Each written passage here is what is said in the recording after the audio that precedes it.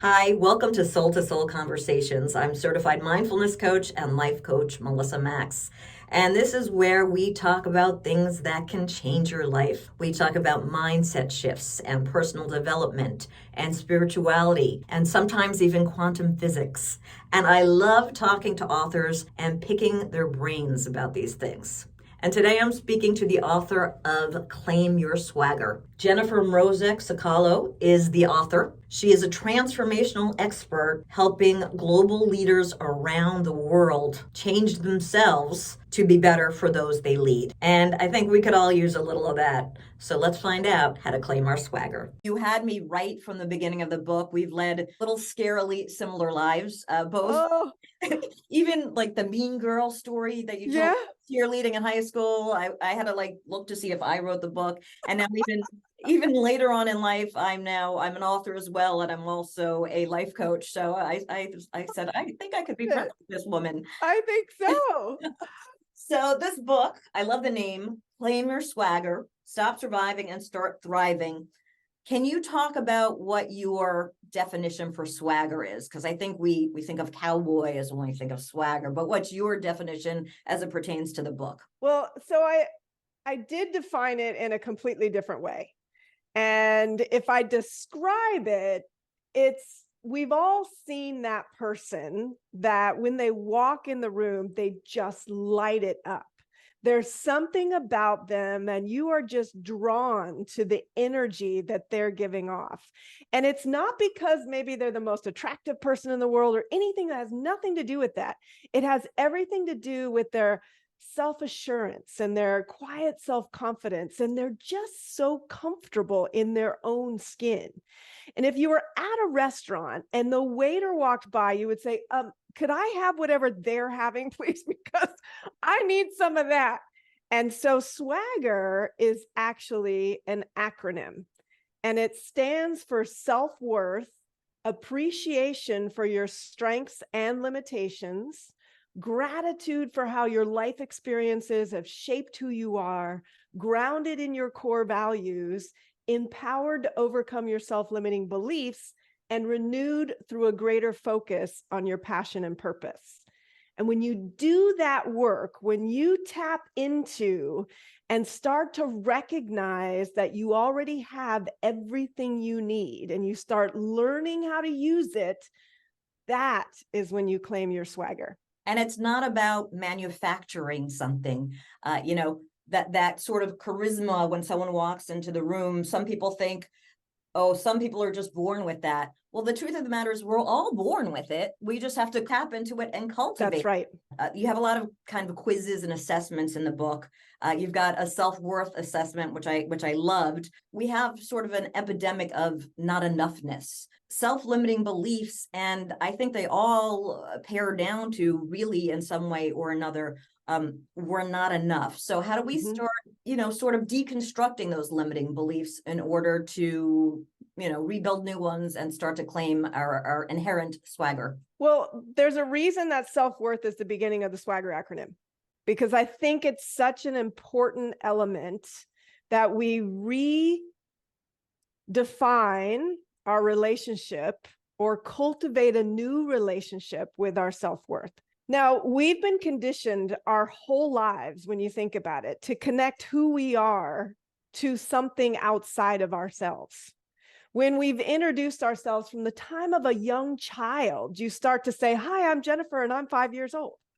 As we get older, we'll say, oh, hi, I'm so-and-so and I go to such and such school, or I play this position in sports, or I go to this college now. And as we get older, as we become more into our adult part of our life, we usually connect how we introduce ourselves and who we are and what we're all about to what we do, our job, or I am married and have kids, or whatever it is, but it's all external things. And that makes our self-worth incredibly vulnerable, because when those things go away, then how we define ourselves no longer exists. It requires a mindset shift.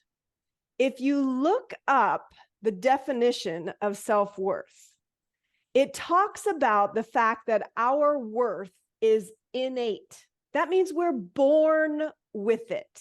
We're born worthy, period.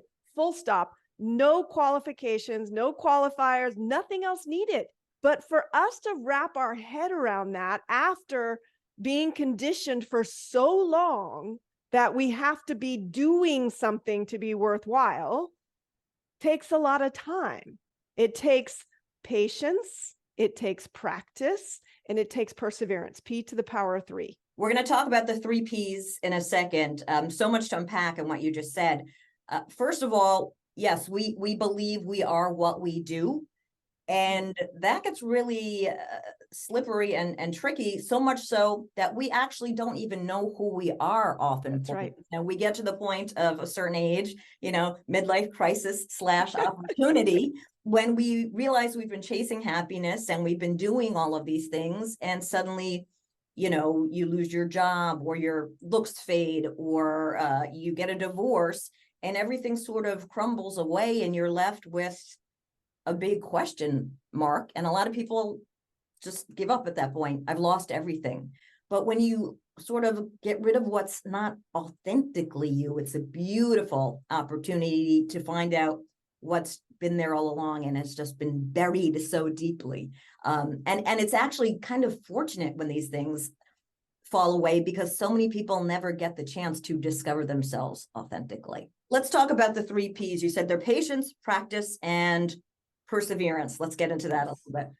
P to the power 3 is a main component throughout the book. And the reason I have that in there so often is because I truly believe that that's what is required to create success. Anytime we try anything, what we're talking about and what I talk about in the book is actually recreating or reformulating, creating new habits. And that means you have to undo the old ones and create new ones. And that means you're shifting and creating new neural pathways. You're closing down old roadways and opening up new ones. And that's not as easy to do as it sounds. It takes time.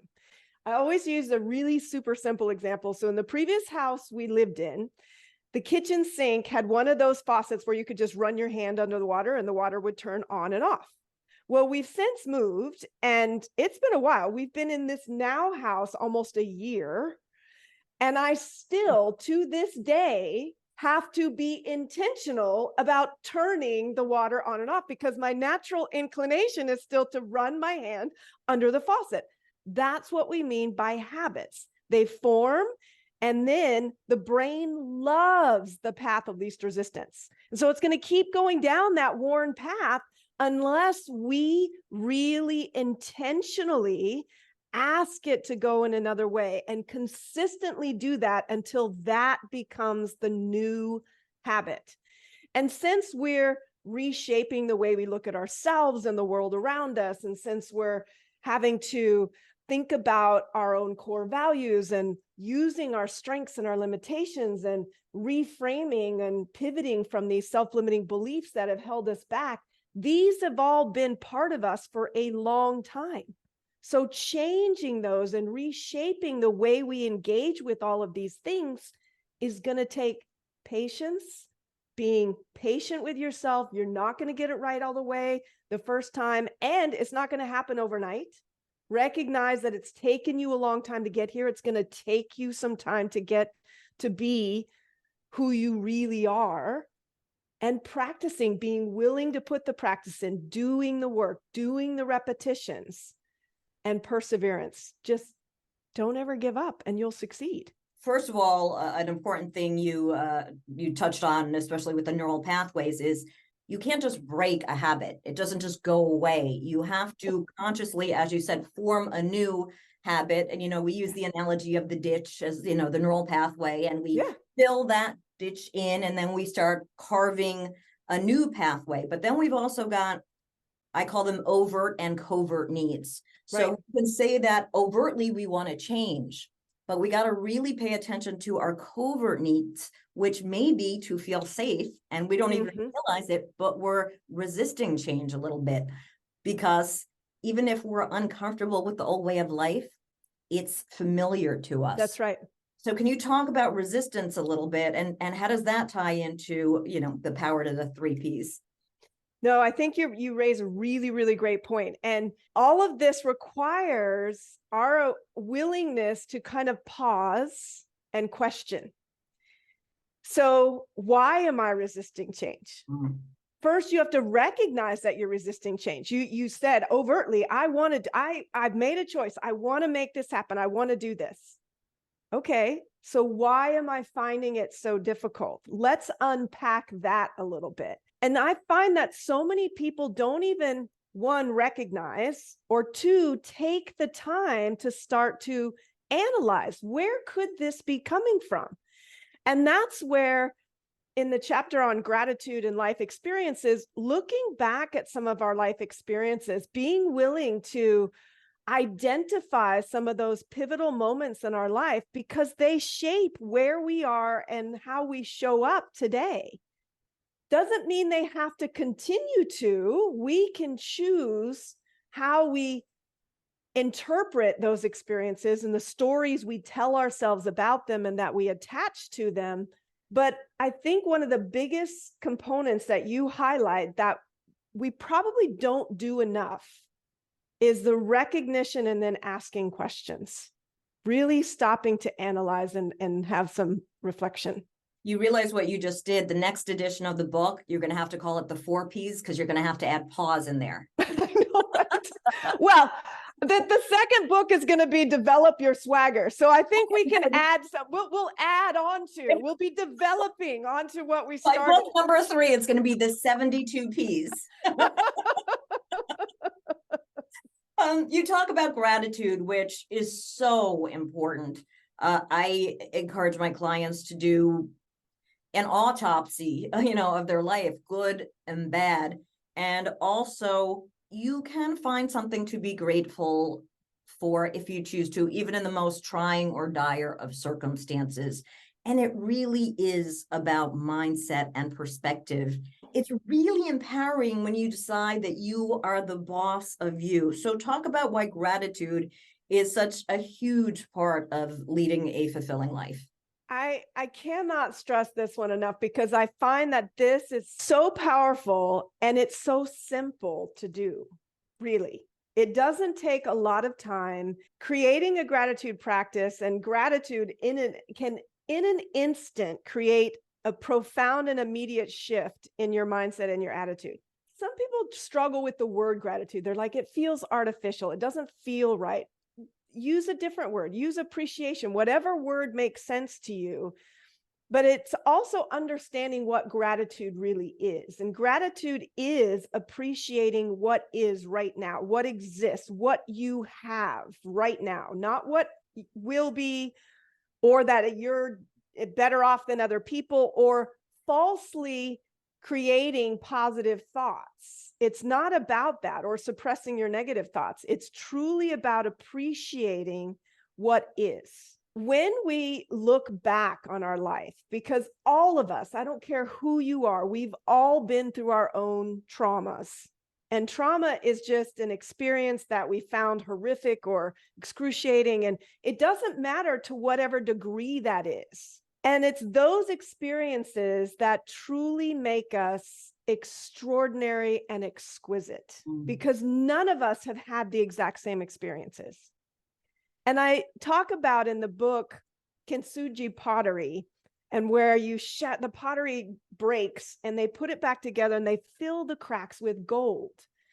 But instead of filling the cracks with gold, I like to say, let's fill our cracks with gratitude. And gratitude then becomes our gold. Now, I've had some experiences in my own life where I have to say, I do not want to repeat that ever again. And I'm so grateful that I had that experience. Gratitude is about outcome. And what I mean by outcome is being able to now be grateful for something that would not have existed had you not had that experience in the first place. I don't know, have you seen the interview with Stephen Colbert and Anderson Cooper? They're talking about grief. Anderson had just lost his mother. Stephen had lost so many members of his family when he was a young child. And he says something to the effect, I'm getting goosebumps, sort of how the worst thing that ever happened to him is the thing he's most thankful for. And I'm getting a little emotional, but when I watched that, I had not yet lost my brother. Yes. I did not understand what that meant. Yes. I'm not saying I'm glad this happened. No. It's terrible, but I can say without a doubt, I am such a better person. I am Yes. so much more compassionate. I will not waste any aspect of my life from now on. No. So when I say, you can find gratitude in dire circumstances, I love what you said about it's not being a Pollyanna. It's not about being falsely positive or toxic positivity. It really is, again, about sort of excavating and doing an inventory or an autopsy and pausing to take the time to dissect these things. No, completely agree. I mean, my older sister passed away when she was only in her 30s. And while I wish that my sister was still with us, in fact, I dedicated my book to my sister. However, there's lessons that have come out of that experience for me that have shaped my life for the better. One of the phrases I now live by is, do not regret getting older. It's a privilege denied to many. And that's there are days that I have to keep reminding myself of that, because as I get older, there are certain things that come with age that you kind of go, okay, well, and I have to kind of go back and go, wait. Yes. Do not regret getting older. It's a privilege denied to many. And to your point, I am a here and now person because I have no clue. No clue what tomorrow brings.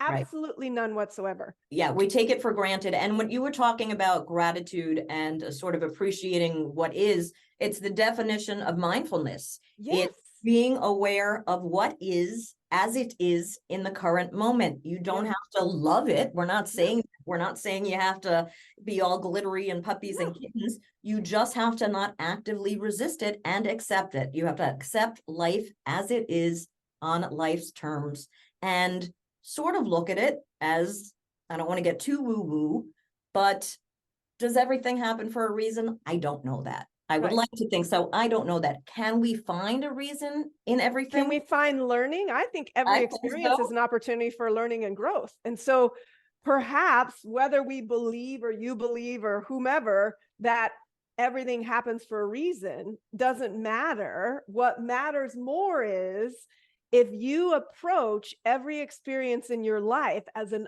opportunity to learn, to grow, to continue to develop, then you're more aware of these amazing things and experiences that come your way because you're looking at them from a different perspective. It's not just, oh, woe is me, what's happening to me. It's, oh, okay, here we go. Bring it on. What am I going to learn in this time? What's this got in store for me? That's a completely different mindset. Not what's happening to me, what's happening for me. Yes. I think it was Ram Dass who said everything that happens around us is for life school. It's our education. That's right. It's our education. Yeah. Shifting a little bit, but as we're claiming things and reclaiming things and stepping into our life, let's talk about passion and purpose. So many people, why are we here? What's my purpose? What's the purpose of life? Address how you speak to that in the book. There's a reason why I use both passions and purpose together, because I think passions help lead us to our purpose. They are clues to our purpose and can guide us there. And sometimes passions are easier for people to at least start to uncover or discover, because passions are things that you get so excited about. The energy just almost can't even be contained. I liken it to lightning, because lightning is really a release of energy. And when you're living your passions, when you're engaged in your passions, you can't control necessarily the energy that you're experiencing. And so pay attention to those things that happen in your life where you find that energy, where that joy is just almost uncontrollable, because those are clues to your passion. And oftentimes your passions will help you over time, if you're paying attention to them, uncover your purpose. And our purpose is our why. And we don't have to make it so big and grandiose. And I think that's where people get hung up. because they think, oh, I'm going to save the world. Well, we don't have to save the world. We have to find our reason for being, our drive that gets us up every single day and helps us through those really hard times. And a purpose defines your why you exist, why you're here, and how you give back, how you're in service of others. And there's typically an outcome. So if I defined my purpose, now I've refined it over time, it's to ignite people's swagger so they can transform themselves and the world around them. So you notice there were multiple steps in that purpose statement. There's an action-oriented step. What am I doing? What's my why? To ignite people's swagger. And to what end? So that they can transform themselves and the world around them. That's my in service of others, as well as how I'm leaving this planet a better place than when I came on it. And everyone's purpose is different. And I think in the It Western is. world, we get so caught up in jobs and employment that we think our purpose has to be our job. And it does not have to be that at all. What you're saying is it doesn't even have to take up your whole day. It could No. be just something that is joyful towards you. It's your reason to be, basically. You could, I mean, a person's purpose could be, I want to spread light and joy wherever I go. Okay, fantastic. Good, go do that wherever, and in every opportunity then that you engage with another human being, you can live your purpose. And that's where I'm trying to help people. I kind of break it down and demystify it a little bit so you understand a bit more what are passions, what is a purpose, what are the components of it, and then how do I discover what that looks like for me in my life? And then not just discover it, how do I live it? How do I live that daily? Because when we are living a purposeful life, that is a fulfilled life. That is what's going to fill that hole or that void that people constantly seek. As human beings, we are constantly in search of meaning and being a part of something bigger than ourselves. It's kind of who we are. And we're going to try and fill those voids somehow, some way. And some of those are healthier than other options. But finding and discovering that purpose and articulating it and then living it, that's how you fill those voids. I could speak to you for hours. We're unfortunately running out of time, but you're so spot on and you're so enthusiastic. I love it. I guess I'm going to put my last two questions in one. People are busy. What would you say to people who are thinking about getting your book, but they just think they're too busy to make these changes? And then also piggybacking onto that, this is the first in a series of 3. So what are those other books going to be? So I would say to them, is your life worth a few moments of your time? Because it's time to prioritize not just getting through the day, not just surviving, but as you and I talked about before, life is too precious and too short to spend just surviving. Shouldn't we be thriving? And in the book, it provides practical, easy to apply things that you can do in minutes, not hours, not entire weeks of your time. You just have to commit to doing the work a little bit at a time, one small step at a time, and you will see the results. Beautiful. And what are the other 2 books going to be? The other books are going to be Develop Your Swagger and Live with Swagger. So we're going to build on what you've claimed in the first book, help you develop it and strengthen it, and then help you think about designing and then taking the steps to live the life of your dreams and the life you desire. I absolutely love it. And I look forward to speaking to you after both of those books come out, and we'll get into it even further. So thank you so much for being with me today. I appreciate it. Thank you for inviting me to join you. It was such a pleasure, and I so enjoyed our conversation.